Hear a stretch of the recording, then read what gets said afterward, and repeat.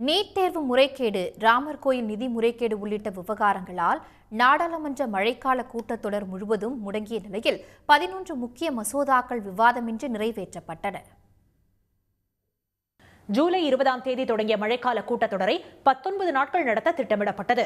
ஆனால் நீட் முறைகேட்டுக்கு எதிராக டெல்லியில் போராடிய மாணவர்கள் மீதான கண்மூடித்தனமான தாக்குதல், ராமர் கோயில் நிதி முறைகேடு, வெளிநாட்டு நிதி பங்களிப்பு திருத்த மசோதாவுக்கு எதிர்ப்பு உள்ளிட்ட விவகாரங்களை எதிர்க்கட்சிகள் கையில் எடுத்து தொடர் போராட்டங்களில் ஈடுபட்டதால் இரு அவைகளும் தொடர்ந்து முடங்கின.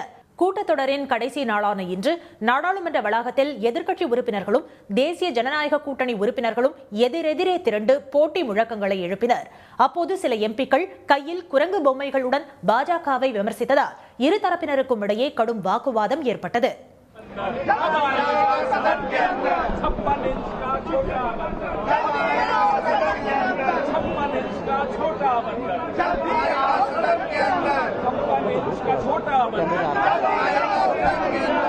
தொடர்ந்து தொடங்கிய மக்களவை நடவடிக்கைகளில் பிரதமர் மோடியும் உள்துறை அமைச்சர் அமித்ஷாவும் பங்கேற்றனர். மாணவர்கள் மீதான தாக்குதல் விவகாரத்தில் எதிர்க்கட்சி உறுப்பினர்கள் போராட்டத்தை தொடர்ந்தனர். விவாதத்திற்கு அரசு தயாராக இருப்பதாக நேற்று அமித்ஷா கூறியதை சுட்டிக்காட்டி அமைச்சர் கிரண் ரிஜிஜு பேசினார். ஆனால் அதனை ஏற்க மறுத்து தாக்குதலுக்கு உத்தரவிட்டது யார் என தெரிவிக்க வலியுறுத்தி எதிர்க்கட்சியினர் முழக்கங்களை எழுப்பினர்.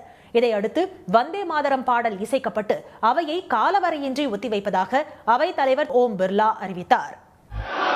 सदन की कार्रवाई अनिश्चित काल के लिए स्थगित की जाती है. மாநிலங்களவையிலும் எதிர்க்கட்சி உறுப்பினர்கள் போராட்டத்தை தொடர்ந்த நிலையில் சுரங்கங்கள் மற்றும் கனிமங்கள் திருத்த மசோதா விவாதமின்றி நிறைவேற்றப்பட்டு அவை நடவடிக்கைகள் காலவரையின்றி ஒத்திவைக்கப்பட்டன. இதேபோல் தீர்ப்பாயங்கள் திருத்த மசோதா, தேசிய கூட்டுறவு வளர்ச்சிக் கழக மசோதா, வரிகள் மற்றும் பிற சட்டங்கள் திருத்த மசோதா உட்பட 11 முக்கிய மசோதாக்கள் இந்த கூட்டத்தொடரில் விவாதமின்றி குரல் வாக்கெடுப்பின் மூலம் நிறைவேற்றப்பட்டுள்ளன. பொதுத் தேர்வுகள் முறைகேடு தடுப்பு மசோதா மீது மட்டும் விவாதம் நடைபெற்று நிறைவேற்றப்பட்டது. மழைக்கால கூட்டத்தொடரில் மக்களவை 19% நேரமும் மாநிலங்களவை 39% நேரமும் மட்டுமே ஆக்கப்பூர்வமாக செயல்பட்டதாக நாடாளுமன்ற விவகாரத்துறை அமைச்சர் கிரண் ரிஜிஜு கூறியுள்ளார். நியூஸ் பெல் ஐகானை கிளிக் பண்ணுங்க.